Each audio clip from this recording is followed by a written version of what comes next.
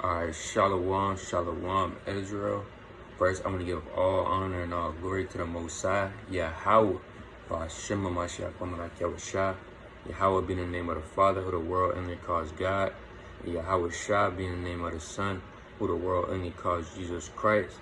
Alright, a strong Shalom to all the mighty men that's out there pushing this truth and sincerity, making them bodies a living sacrifice, doing all they can to wake up the lost sheep and magnify the name of the Lord.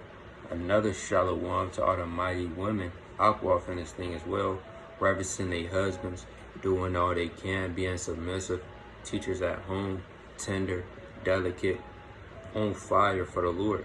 And last but not least, another shalom to all the mighty children and teenagers in this thing as well, pushing this truth, magnifying the name of the Lord. Alright, by the topic of this video, we going into righteous women / foremothers in the scriptures.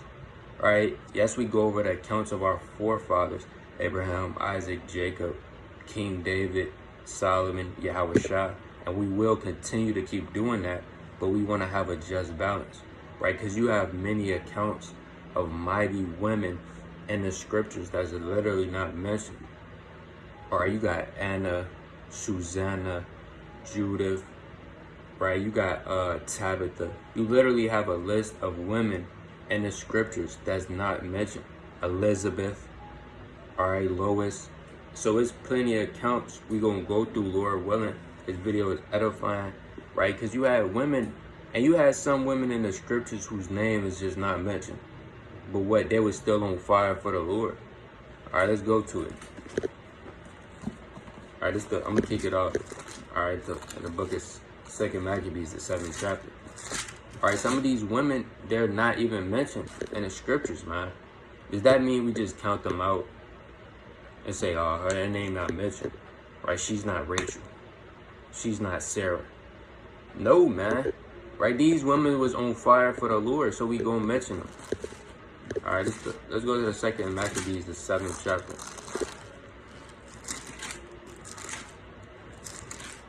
2 Maccabees chapter 7. This is the book of 2 Maccabees chapter 7. And I'm going to start at verse, trying to see where should I start. I'm going to start at verse, I'm going to start at verse,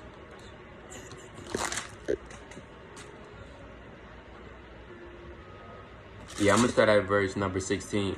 It says, then look, right, in 2 Maccabees, the 7th chapter, this is going into, right, when the Greeks came in and our forefathers was being tested, right? Some men, like Eleazar, when you read 2 Maccabees, the 6th chapter, he was forced to eat swine's flesh. All right, some men died for the words of the Lord. Right, chiefly all of the brothers in this 2 Maccabees, the 7th chapter, died for the words of the Lord. Right, some got skinned alive, fried. All right, so they was getting tormented, right? So 2 Maccabees, the 7th chapter, is going into the brothers that had put their lives on line for the laws and commandments of the Most High, and their mother, whose name is not mentioned. Let's see what she did. All right, this 2 Maccabees 7 and 16. Then look he unto the king and said, thou hast power over men, thou art corruptible, thou doest what thou wilt, yet think not that our nation is forsaken of God. Right, so he told the king, hey, you just got power over men. Right, you're not really running nothing. Why? Because these men knew the Most High ran everything. Verse 17, but abide a while, and behold his great power, how he will torment thee and thy seed. All right, verse number 18, and after him also they brought the sixth, who being ready to die said, be not deceived without cause, for we have suffered these things for ourselves, having sinned against our God. Therefore marvelous things are done unto us. But think not that thou hast taken in to strive against God, that thou shalt escape unpunished. But the mother was marvelous above all. Right, the mother. Her name is not mentioned. We don't know this woman's name. All right, we just know she was on fire. It says, but the mother was marvelous above all, and worthy of honorable memorial. For when she saw her 7 sons slain with the space of one day, she bare it with good courage, because of the hope that she had in the Lord. right? So this woman literally seen her 7 sons get tormented and put to death. All right, most of you Eves, if you see your son, your firstborn, only one son get tormented, all hell might break loose, right? The mom's crying, my baby. She don't want to talk to nobody. You say something about her son, she ready to kill you. Hey, this woman literally saw 7 of her sons get tormented, and she still had courage. Why?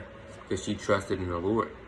It says, verse 21, yeah, she exhorted every one of them in her own language, filled with courageous spirits, and stirring up her womanish thoughts with a manly stomach, that she said unto him. Right, so this woman, her mom was exhorting the man, right, getting tortured. She exhorting them. She probably quoting Bible scriptures. All hell is breaking loose, right? So you women, you gotta read these accounts and examine yourselves to see if you fit this. All right, we get on Jake. You got some women say we bash women. All right, we women bashers. But yet we get on Jake more than we do get on Eve, right? So you righteous women and that's watching this, you gotta read these accounts and literally examine yourself. All right, it says, verse 22, I cannot tell you how you came into my womb, for I neither gave you breath nor life, neither was it I formed the members of every one of you. But doubtless the creator of the world, who formed the generation of man and followed out the beginning of all things, will also of his own mercy give you breath and life. And as you now regard not your own selves for this law's sake. Right? So this woman, she's literally exhorting them to continue in the faith. Verse 24, now Antiochus, thinking upon himself, despised and suspecting to be a reproachful speech, while the youngest was yet alive, did not only exhort him by words, but also assure with him oaths that he will make him both a rich and a happy man, if he would turn from the laws of his fathers. So Antiochus, he said, hey, I give you the riches. What do you want? All you gotta do is just turn from the laws and commandments and not die. And that also he would take him for his friend and trust him with affairs. But when a young man would in no case hearken to him, the king called his mother and exhort her that she would counsel the young man to save his life. So he called his mom. All right. She said, hey, you got to tell your son, he got to forsake the law. All right. Let's see what the mother did as a virtuous, mighty woman that was on fire. It says, verse 26, and when he had exhorted her with many words, she promised him that she would counsel her son. Right? But she, bowing herself towards him, laughing, the cruel tyrant to scorn, spake in her country language on his manner. O my son, have pity upon me that bare thee 9 months in my womb, and gave thee suck 3 years, and nourished thee, and brought thee up from this old age, endured the troubles of education.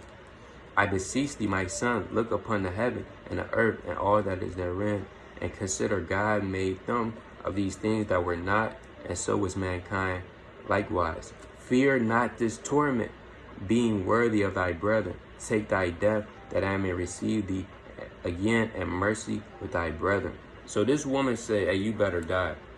All right, all 6 of your brothers got slain for the words of the Lord. You better get put to death. That's what she said. Most of you Eves would literally say, no, it's okay, baby. You know, mama got you. Mama gonna protect you. Hey, this woman literally told her son, you better die like the rest. All right, that's how on fire you women gotta be as well, right? Because not only does the men have to make their calling election sure, the women does as well. All right, let's go to the book of Acts, the 9th chapter. All right, so there's many accounts in the scriptures of virtuous women that was on fire. Go to the book of Acts, 9th chapter.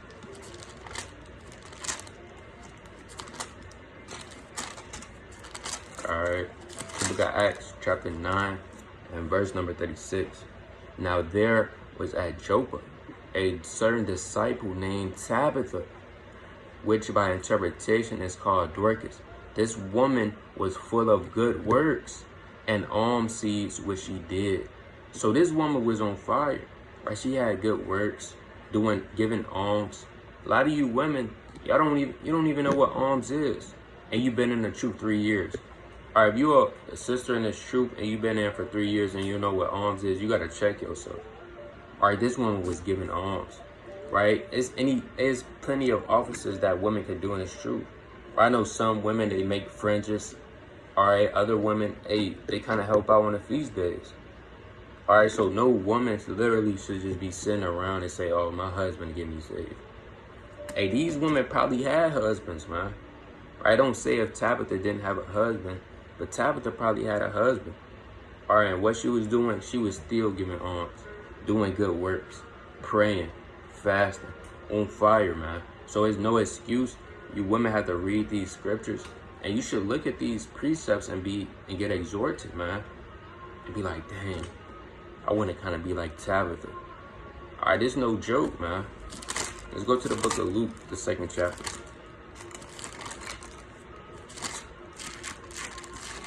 Book of Luke, the 2nd chapter. It's the book of Luke, chapter 2, and verse number 36. It reads, "And there was one, Anna, a prophetess, the daughter of Phanuel, of the tribe of Asher. She was of a great age, and had lived with an husband 7 years from her virginity." Right, so this was an older woman named Anna, man, from the tribe of Asher. Verse 37, "She was a widow about 84 years, which departed not from the temple." So this woman did not depart from the temple, man. She was always abounding in the work of the Lord. You gotta ask yourself, am I like Anna? Am I like Tabitha, Lois, the woman in 2nd Maccabees, the 7th chapter? All right, it says, "Which departed not from the temple, but served God with fastings and prayers night and day." So this woman was on fire, man. She said, hey, she served God with fast and prayers, man, night and day. She probably up 4 in the morning praying for the congregation. Next thing you know, she get 1 hour to sleep. She back up at 5, praying. She fasting, afflicting her soul, giving alms, doing all that she can. All right, and alms literally makes atonement for death. That literally gets sins off from you.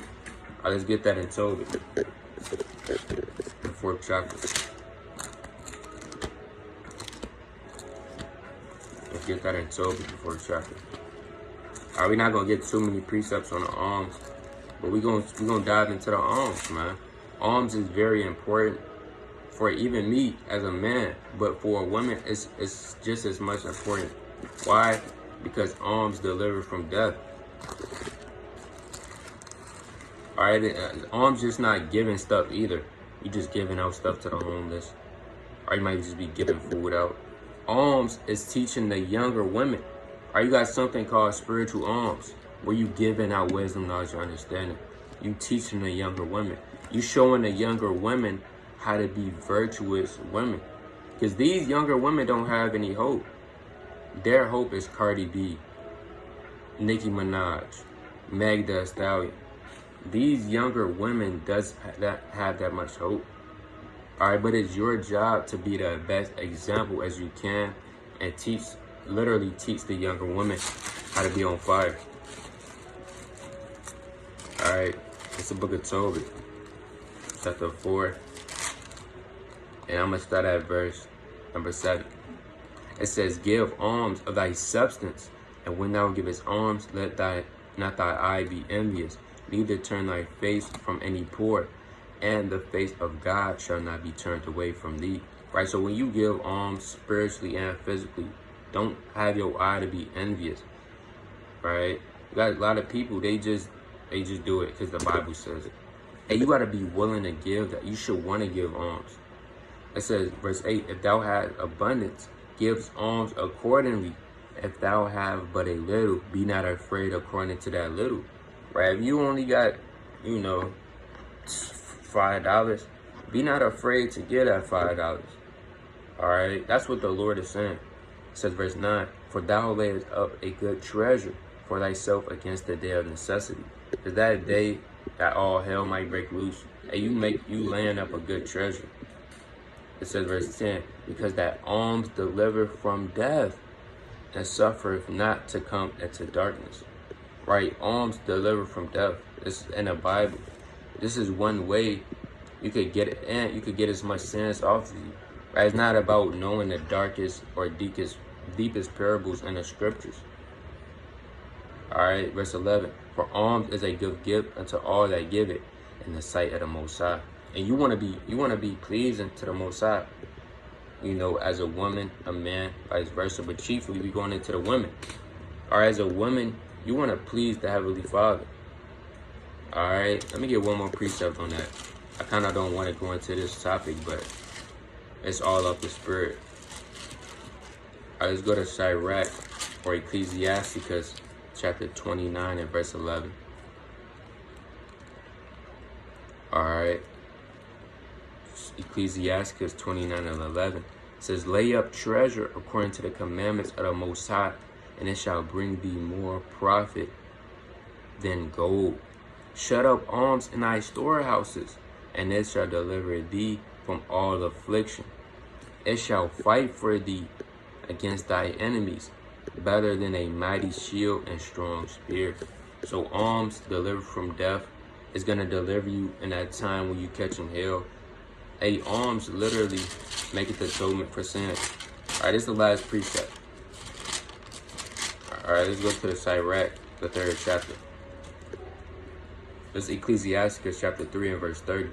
Water will quench a flaming fire, and alms maketh atonement for sins. So alms, giving alms, spiritual, physical, wisdom, knowledge, and understanding, and actually going out helping, helping the poor, or just, giving in this, or being in the spirit of joy, that makes us of atonement for sins.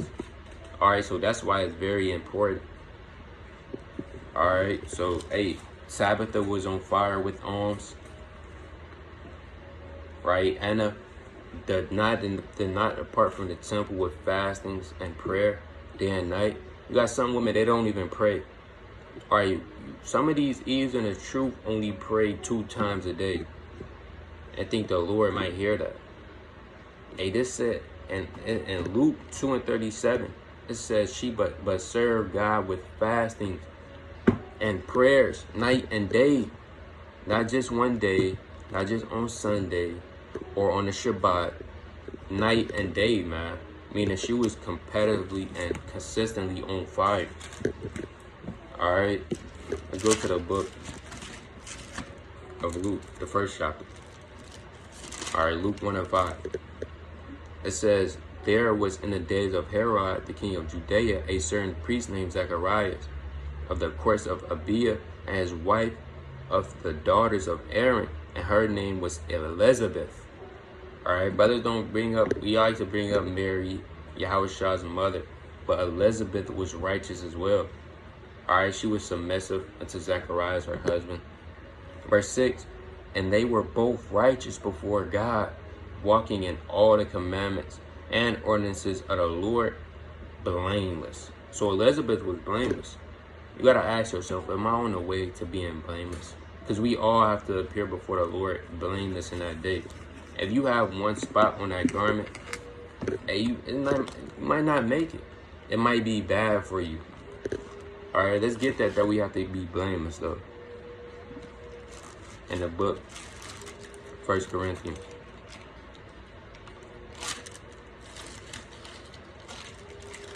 All right.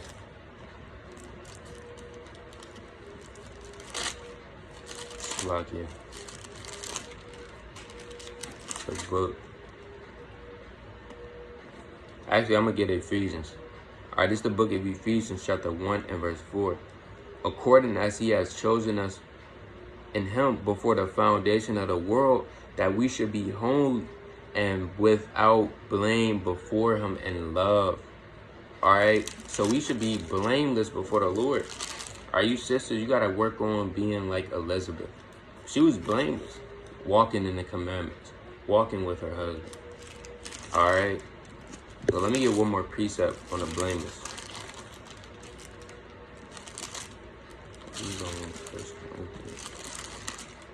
Okay. It's the book of 1 Corinthians, chapter 1 and verse 8. Who shall also confirm you unto the end, that ye may be blameless in the day of our Lord Jesus Christ. All right, so we want to strive to be blameless. Elizabeth, she was already blameless. All right, Elizabeth, she was already blameless, on fire, walking in the commandments of the Most High. All right, that's how you women gotta strive to be, man. And you, like I said before, you should take joy in this, right? Yes, we go over the accounts of King David, Solomon, Yahushua, Hezekiah, and we will continue to doing so. But when you hear these accounts of righteous women in the scripture, you should be happy. Hey, I read some of these accounts of my foremothers, I get kind of happy, man. I'm like, yeah, that's how a real woman should be, or strive to be. All right, let's go to 2 Timothy, the first chapter. 2 Timothy chapter 1 and verse number 5.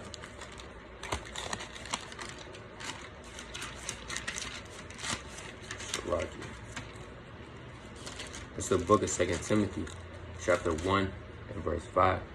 It says, when I call to remembrance the unfeigned faith that is in thee, which dwelt first in thy grandmother, Louis. All right, so this is Timothy's grandmother, Louise or Louis. All right, and thy mother, Anise, and I am persuaded that thee and also. So Paul just said Louise and Anise, or Salakia, Lois and Anise had unfeigned faith. What does unfeigned mean? Strong, confident faith, unmovable. All right, that dwelt first in his parents, man, his grandma and his mother Anise. All right, so these women's faith was on a different level. Right, we reading about Tabitha and her alms and her good works. We read about Anna and her fastings and prayers. Now we're reading about Louise or Lois and Anise, Timothy's mom and grandmother, and their faith. All right, so you got to kind of have all pieces of the pie. You got to have the faith. Some of these women don't have faith. Some of you sisters in the truth don't have faith. All right, now that's okay. You could pray and fast for more faith, and that you catch fire. All right, and also let me get that in Acts the 16th chapter. All right, Timothy's mom is literally teaching him the law, statutes, and commandments. All right, because his father was Hellenized. Let me get that in Acts the 16th chapter. And that's how you women gotta be. All right, you got some women saying, "Nah, I could teach." I mean, you can't. Women can teach. They just can't lead congregations. If women can teach, how are they gonna teach the younger women to be sober? If they can't teach at all. All right, so women can't teach. They can teach the younger women, the children. All right, but they cannot run congregations. You got certain men. They bringing out precepts with their wife in a video, man. That's off. When did the Lord say do that? All right, but women can teach the younger women how to be sober, chaste, discreet. All right, and the children as well. The boy children's, the stories. All right, but let me get this in Acts 16. This is the book of Acts, chapter 16 and verse number 1. Then he came to Derbe and Lystra, and there behold a certain disciple, their name Timotheus, the son of a certain woman, which was a Jewess, and believed. So his mom, but that Jewess is talking about his mom and niece. She believed, but his father was a Greek. All right, meaning his father, he was Hellenized. That don't mean he was actually a so-called white man. All right, that's just saying he was Hellenized. Let me go back to 2 Peter real quick. All right, let me go back to 2 Peter for the sake of time. All right, this 2 Peter chapter 3 and verse number 14. I'm gonna start at 14. But continue thou in the things which thou hast learned, and thou hast been assured of knowing of whom thou hast learned them. Now, who taught Timothy all that he knew? Ultimately, it was the Most High, but he didn't randomly just pop up with his knowledge. Let's see who. Verse 15. And that from a child thou hast known the holy scriptures, which are able to make thee wise unto salvation through faith which is in Christ Jesus. Now, who taught him the scriptures? We just read that faith in 2 Timothy 1 and 5 was from his grandmother and his mother Lois and Anise. All right, so his parents taught him that because his father didn't believe. His father didn't get his house in order. He was Hellenized. He was doing the customs of the Romans and the Greeks. All right, so what his grandmother and his mother taught Timothy, man, and that's beautiful. That should get you to be on fire and teach the younger women and the younger men. All right, the 5-year-olds, the 3-year-olds, the 6-year-olds, so they could be able to know these accounts, man. All right, let's go to the history of Susanna. Man, there's so many accounts of women. All right, let's go to the history of Susanna. It's the book of history of Susanna, chapter 1.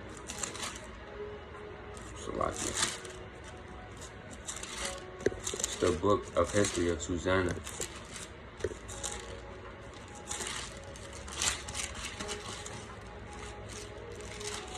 Lucky I passed it. It's actually at the end. It's the book of history of Susanna, chapter 1 and verse number 2. And he took a wife whose name was Susanna, the daughter of Chilcia, a very fair woman, and one that feared the Lord. So a lot of women in this truth and in the world, they don't fear the Lord, especially the women in the world. They're not fearing the Lord, because if they did, they will put on some damn clothes. They would stop being harlots. All right, you got some women in this truth, they don't properly fear the Lord. All right, so Susanna, she was beautiful and she feared the Lord. All right, it says her parents also were righteous and taught her, their daughter, according to the law of Moses. So her parents, right, her father and her mother taught Susanna according to the law of Moses. That's what you women have to do. You have to teach the children, and the men got to teach as well, but chiefly the women and the younger children, right, according to the law of Moses. Meaning, because the law is the whole book, pursuing the Psalms 9 and 17. All right. But chiefly, this was going into the law of Moses. All right, but you got to teach your children to the scriptures. That's the point. I'm going to jump down to a verse.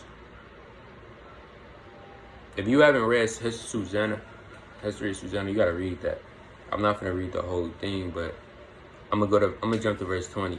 Behold, the garden doors were shut, that no man could see us. And we are in love with thee. Therefore consent to us and lie with us. So these two wicked elders, they was lusting after Susanna, and they tried to get her jammed up. All right, now they bearing false witness on her. All right, they saying, if you don't lie with us, you know, we gonna say a young man lied with you. Let's see what Susanna did as a mighty, virtuous woman that was on fire. Verse 21, if thou would not, we will bear witness against thee that a young man was with thee, and therefore thou didst send away thy maids from thee. Then Susanna sighed and said, I am straitened on every side, for if I do this thing, it is death unto me, and if I do it not, I cannot escape your hands. So she said, Susanna was crying out. She said, what should I do? All hell was breaking loose. All right, she said, if I do this, the Lord gonna destroy me. But if I don't do it, I can't escape your hands. But let's see what she did anyway. All right, verse 23. It is better for me to fall into your hands and not to do it than to sin in the sight of the Lord. And women got to be like that, man. They got to, we don't give a damn how many followers this man got on IG. We don't give a damn how many views he get on YouTube and the truth. Hey, if he going off, you gotta rebuke that man. All right, and if you married, you gotta tell your husbands. A lot of women, they don't tell their husband things. They say, nah, it's between me and you. All right, that's wicked, man. All right, Susanna said it's better for me to follow your hands than to sin in the sight of the Lord. And that's what you women gotta be like. Now, I can't sin against the Most High. All right, can't do that. All right, so what if he bear false witness? So what if he said I committed adultery? Who gives a damn? I fear the Lord. All right, let's go to the book of Judah.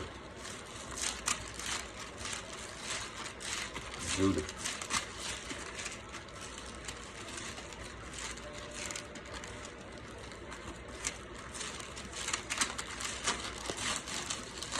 All right. the book of Judith, chapter. I'm going to start at verse number 13. I'm going to start at chapter 13. It's Judith 13 and verse. I'm going to get straight to the point. And verse 5. And in the story of Judith, if you don't know, you should read Judith as well. That's a mighty book. But Judith, she used her beauty and her comeliness to get one of the captains of Nebuchadnezzar's head cut off. Alright. It's the book of Judith, chapter 13 and verse number 6. Then she came to the pillar of bed, which was at Holofernes' head, and took down his falchion from thence, and approached to his bed, and took hold of the hair of his head, and said, Strengthen me, O Lord God of Israel, this day. Alright, so it took a lot of courage for Judith to actually do this, man. Alright, a lot of you women, you damn scared of a spider, man. Alright, but Judith wasn't scared of nothing. She feared the Lord. She was bold. Alright. It says, and approached to his bed and took down the hair of his head and said, Strengthen me, O Lord God of Israel, this day. And she smote twist upon his neck with all her might, and she took away his head from him. Imagine that. Alright, like I said, some of you women, you scared of damn spiders. A daddy long leg, too. You damn scared of roaches, man. But Judith wasn't scared of nothing. Alright, she stood up for her people. Alright, you gotta have this type of courage, man. It says, and tumbled his body down from the bed and pulled down on the canopy from the pillars. And on and after she went forth and gave Holofernes' head to her maid. So she kind of took the head off, and she gave it to her maid. She said, Here you go. And she put it in her bag of meat, and they twain went together according to their custom unto prayer. And when they passed the camp, they compassed the valley and went up to the mountain of Bethulia and came to the gates thereof. So Judith had the courage, man. Alright, these accounts, like I bringing out, these accounts should get you literally fired up through the spirit. Alright. I think I want another precept in Judith 11:20. Alright, yeah, I want this as well. Not only did Judith have the courage and the strength, she also had wisdom, knowledge, and understanding. That's how she was able to cut off the head of the generals. She was able to cut off his head, man. Not just because solely she looked good, but she used the wisdom, knowledge she had, and understanding that she had with her beauty. Alright, so this is Judith 11 and verse number 20.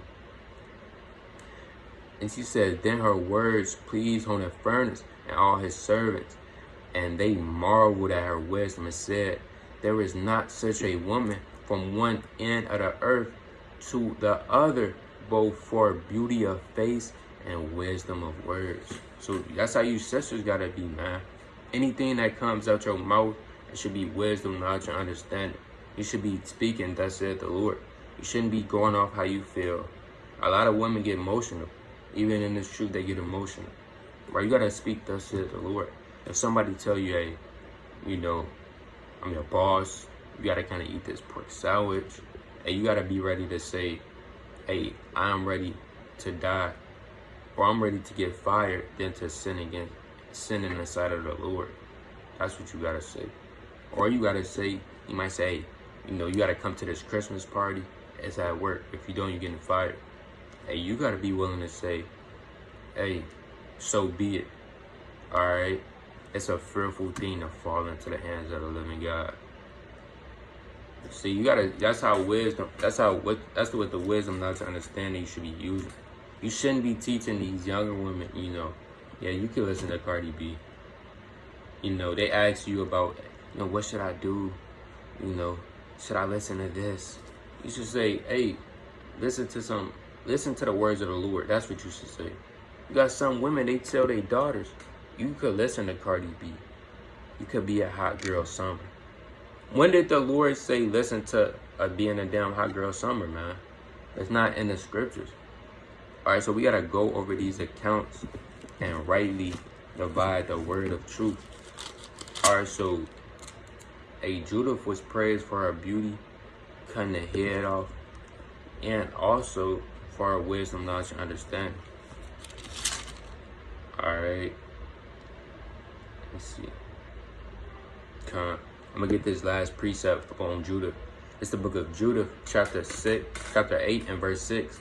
And she fasted all the days of her widowhood, save the eves of the Sabbath, and the Sabbaths, and the eves of the new moons, and the new moons, and the feasts, and solemn days, house of Israel.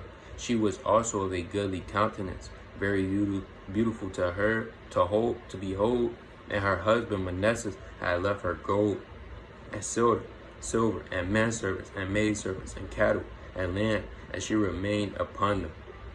Alright, and there was none that gave her an ill word. So nobody spoke badly about Judith. You women, even coming to the truth, you still got a bad name. Alright, you should be able, when a man says, hey, who is that? Right, that other person should be like, nah, I don't know who that is. If she wear her dresses, she just moved in. Hey, a lot of brothers say, who is that female? And the brother giving a whole rundown on what she used to do. Oh yeah, she slept with my homie. Hey, she kind of do anything. $2, she just need a place to stay. Bro, don't mess with her. No, man. Hey, nobody gave Judith an ill word, for she feared God greatly. Judah feared the Lord, man. Nobody gave her an ill word. And you want to have a good name as well in this truth. All right, let's get that in the book of Ecclesiastes, 41 chapter. All right, that's the spirit. This Sirach 41 and verse number 12. Have regard to thy name, for that shall continue with thee above 1,000 great treasures of gold. A good life have but a few days, but a good name endure forever. So a good name is continually gonna endure. That's why we still talk in 2021, whatever time it is, we still talking about Judith. Why? Because she has a good name. That's what also comes with being a woman in the truth as well. You have to have a good name. Brothers in the camp shouldn't be saying, don't mess with her. She got 3 STDs. She be going off. She talks back. No, man. Brothers just say, hey, that set her down on the fringes. She can make beautiful garments. She make the flyers. Hey, you don't have a ill word to your name. That's how you want to be in the truth, right? Because a good name endure forever. That's why we still talking about Sarah, Rachel, Leah, Susanna, Tabitha, Anna, Lois. We still talking about these women. Why? Because these women had a good name, and a good name endure forever. Also, let me give you it. Ecclesiastes 7 and 1. Alright. Ecclesiastes chapter 7 and verse number 1. I passed it. Alright, this is the book of Ecclesiastes chapter 7 and verse number 1. It reads, a good name is better than precious ointment, and a day of death than the day of one's birth. So a good name is better than precious ointment. You might have your pink fragrance, or Bath and Body Works, or your butter balm, or your oils, frankincense and myrrh oil. Hey, but a good name is better than that. Why? Because it's gonna endure forever. All right, so we gotta go through these accounts and see as we defend the descriptions of righteous women in the scriptures. Let me get a couple more. Actually, let me go to Sirach, the 40th chapter.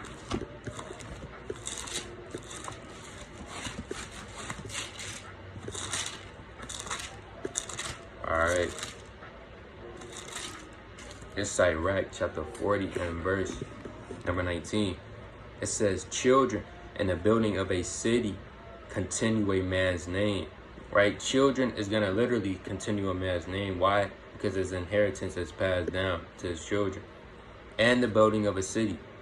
But a blameless wife is counted above them both. So you women that's married in the truth as well, right? You gotta have a blameless name. Why?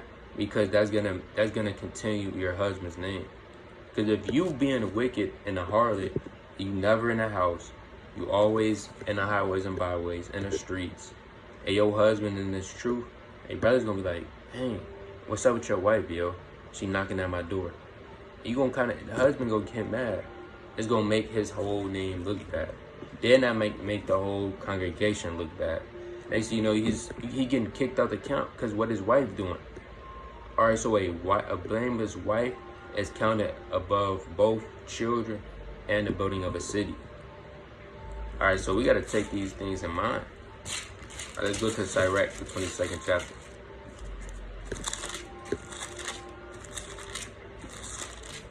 It's the book of Sirach, chapter 22 and verse number 4. A wise daughter shall bring an inheritance to her husband, but she that liveth dishonestly is her father's heaviness. Why is that saying that? Because it was an honor for you to marry off your daughter at a young age and to give her to a husband so she could bring forth that husband a son. All right, but she that liveth dishonorably, ain't no husband gonna want her. Why? Because she loudmouth, she talk back. Not only that, she don't even know how to cook. On top of that, she burning hot dogs. It's madness, man. All right, so a wise daughter shall bring an inheritance to her husband. All right, let's go to Ecclesiastes, chapter 26 and verse 13. All right, this Ecclesiastes chapter 26 and verse number 13. The grace of a wife delighteth her husband, and her discretion will fat his bones. A silent and loving woman is a gift of the Lord. So a silent and loving woman is literally a gift to the Most High, from the Most High. All right, Salaki. It says, and there is nothing much worth as a mind well instruction. A shamefast and faithful woman is a double grace, and her continent mind cannot be valued. So a woman that's on fire, right, that's doing all she can, that's reverencing a husband, being chaste, tender, delicate, and she got wisdom, knowledge, and understanding, like Judith had, hey, that can't be valued. You literally cannot put a value on that. All right, verse 16. As the sun was rising in a high heaven, so is the beauty of a good wife and the ordering of her house. All right, real quick, let me get this precept. In Proverbs, the 31st chapter. Classic. All right, because you can't value that, man. All right, you could literally put a value on an Xbox One, a PlayStation 5, but a mind well instructed of a virtuous woman, you can't put a value on it. All right, this Proverbs 31 and verse 10, it says, who can find a virtuous woman? For her price is far above rubies. So who can find a virtuous woman? Of chiefly a man that feared the Lord. But hey, that virtuous woman, hey, it's far above rubies. You can't value that. Money cannot buy that, man. It's a gift of the Most High. All right, let me get one more count for the sake of time. So we have, hey, these are beautiful accounts we bringing out, man. All right, sisters, you gotta get in this thing. All right, this is the book of Mark, chapter 12, and verse number 41. And Yahushua sat over against the treasury. And behold, now the people cast money into the treasury, and many that were rich cast in much. And there came a certain widow, Salakia, and there came a certain poor widow, and she threw in 2 mites, which make a farthing. And he called unto him his disciples, and said unto him, verily I say unto you, that this poor widow have cast more in than all they which have cast into the treasury. So this poor widow, she didn't really have, she was poor. All right, but yet she cast everything. All right, for all they did cast of their abundance, but she of her want did cast all that she had, even all her living. Right, we don't know this woman's name. We just know she was a poor widow. All right, let's go back to the first precept I brought out. Or the first point. Some of these women, they don't have names. Their names is not recorded. All right, but they still have to get making mention of, because these is what's going to help exhort the women in the last days. All right, so with that, giving all honor and glory to the Most High, Yahweh, Ba'ashem Mashiach, Lord willing, this video was edifying. Sisters, keep reading, fasting, praying, studying, doing all you can to make your calling and election sure, and the men as well. With that, Shalom.